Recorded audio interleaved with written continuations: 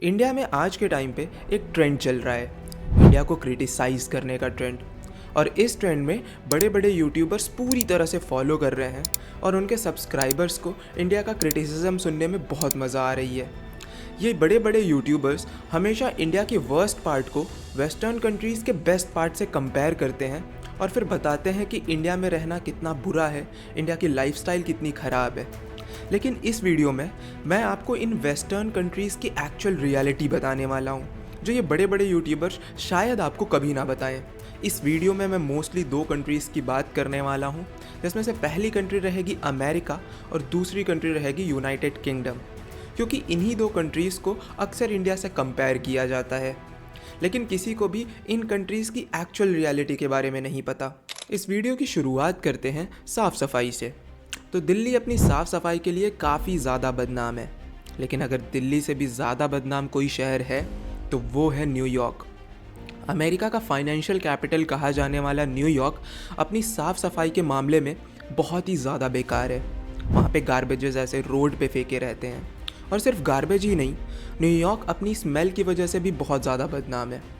ये कहा जाता है कि न्यूयॉर्क वर्ल्ड का सबसे ज़्यादा बदबूदार शहर है।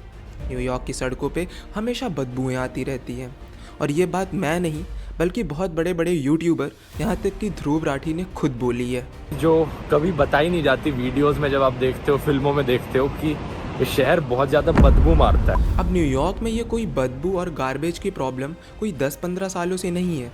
ये प्रॉब्लम वहाँ पे पिछले 60-70 सालों से चली आ रही है, और उनकी गवर्नमेंट अभी तक इन चीज़ों को फिक्स नहीं कर पाई। आज के टाइम पे अमेरिका में 11.2% पॉपुलेशन के पास घर नहीं है रहने के लिए। आप सोच सकते हो, अमेरिका की पूरी आबादी 40 करोड़ है और करीब 4 करोड़ लोग बिना घर के रह रहे हैं। और इसमें सबसे ज़्यादा लोग जिनके पास घर नहीं है वो या तो सैन फ्रांसिस्को से हैं या फिर न्यूयॉर्क से हैं, यानी कि अमेरिका की दो सबसे बड़ी सिटीज़ से।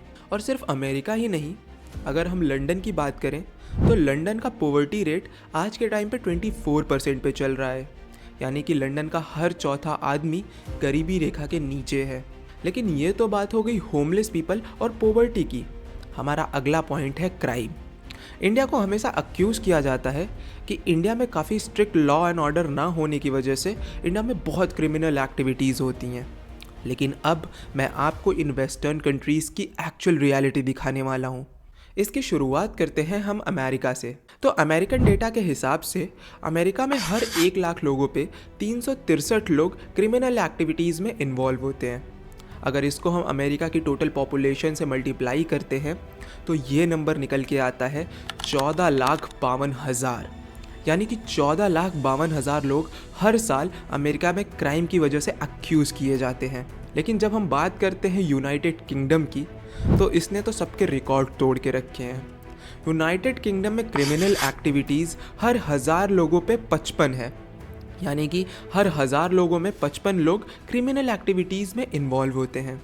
और जब हम इसको यूनाइटेड किंगडम की टोटल पॉपुलेशन से मल्टीप्लाई करते हैं तो ये नंबर निकल के आता है 35 लाख। लेकिन ये भी कहना होगा कि इन 35 लाख लोगों में ज़्यादातर लोग रेफ्यूजीज़ हैं, जो कि बाहर की कंट्रीज़ से यूके में आए हैं और अब वहाँ पे क्राइम कर रहे हैं। लेकिन इससे एक बात तो साफ़ होती है कि यूके का लॉ एंड ऑर्डर उतना भी अच्छा नहीं है जितना बताया जाता है। ये तो हमने बात कर ली क्रिमिनल एक्टिविटीज़ की, लेकिन अब चलते हैं थोड़े सीरियस क्राइम की तरफ, यानी कि गन कल्चर। आप में से सबको तो पता ही होगा कि इंडिया में गन रखना इल्लीगल है, लेकिन ये रूल अमेरिका में नहीं है। अमेरिका के हर सिटीज़न के पास एक गन रखने की परमिशन है, और इस परमिशन की वजह से अमेरिका में बहुत सारे मास शूटिंग के इंसिडेंट्स होते रहते हैं। एक रिपोर्ट के अकॉर्डिंग अमेरिका में हर साल 600 मास शूटिंग इंसिडेंट होते हैं, जिसकी वजह से साल 2023 में अमेरिका में 48,600 से ज़्यादा लोगों की जान गई थी। आप सोच सकते हो, अमेरिका जैसे डेवलप्ड कंट्री में 49,000 लोग मास शूटिंग इंसिडेंट की वजह से मर रहे हैं। ये बहुत ही ज़्यादा बड़ा नंबर है, स्पेशली ऐसी कंट्री के लिए जिसको आप पूरे वर्ल्ड से कंपेयर करते हो। और आपको ये बात जान के हैरानी होगी कि ये मास शूटिंग इंसिडेंट टाइम के साथ अमेरिका में बढ़ते ही जा रहे हैं।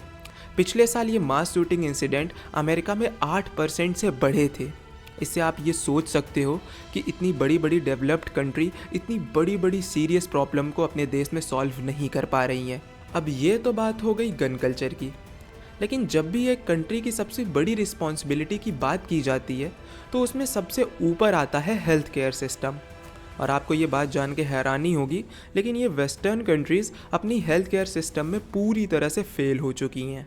अगर हम बात करें मेडिसिन्स की, तो इंडिया में वर्ल्ड की सबसे सस्ती मेडिसिन्स मिलती हैं, क्योंकि इंडियन गवर्नमेंट ये इंश्योर करती है कि इंडियन मेडिसिन इंडिया का गरीब से गरीब इंसान भी अफोर्ड कर पाए। वहीं पे अमेरिका में अगर आपके पास मेडिकल इंश्योरेंस नहीं है तो एक मिडिल क्लास अमेरिकन अपने हॉस्पिटल का बिल नहीं भर सकता, क्योंकि वहाँ के हॉस्पिटल्स इंडिया के कंपैरिजन में बहुत ही ज़्यादा कॉस्टली होते हैं। अब मेरा इस वीडियो से ये कहने का बिल्कुल मतलब नहीं है कि इंडिया एक परफेक्ट कंट्री है, क्योंकि हमें भी अभी बहुत सारी इम्प्रूवमेंट की ज़रूरत है और समय के साथ धीरे धीरे हम वो करेंगे भी। लेकिन मेरा मेन पॉइंट ये है कि वेस्टर्न कंट्रीज़ भी परफेक्ट कंट्रीज़ नहीं है, वो भी इन बेसिक प्रॉब्लम्स को आज तक सॉल्व नहीं कर पाई हैं। वो सो कॉल्ड डेवलप कंट्री तो ज़रूर हैं, लेकिन वो भी पॉवर्टी, क्राइम और हेल्थ केयर से जूझ रहे हैं। अब मेरा इस वीडियो में सिर्फ यही कहना है कि नेक्स्ट टाइम अगर कोई आपके सामने इन वेस्टर्न कंट्रीज़ की बहुत बड़ाई करे तो उनके मुंह पे ये फैक्ट्स फेंक के ज़रूर मारना। फिलहाल इस वीडियो में सिर्फ इतना ही। अगर आपको वीडियो पसंद आई हो तो वीडियो को लाइक करें और चैनल को सब्सक्राइब करें।